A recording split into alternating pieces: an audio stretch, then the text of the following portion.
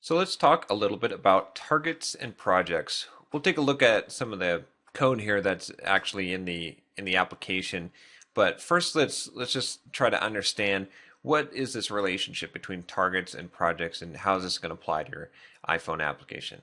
Well, first of all, projects they basically are going to contain targets. So you might have one or more targets that are going to exist in a project. And all that a target is essentially a way that the application is going to be built. A target might target a specific type of device or a specific build options.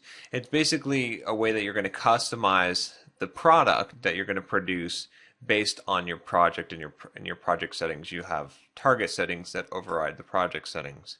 So a target produces a product, and so you might have two different targets. For example, if you're building a universal application that would target the iPhone and the iPad, you might have a target for iPad and a target for iPhone. You might do something different.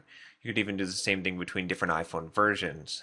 So that's kind of the use of that. The project is just like a Visual Studio project file that you would use for any kind of or a Java project. It's just going to contain settings about your build, and we'll go over in detail more of what's in the project and the target there. But I just want to give you a high level view of that. And then one last thing to note about targets is there can be a dependency chain with the targets. So you could set up targets that depend on other targets, and that would just make it so that those targets build in the correct order.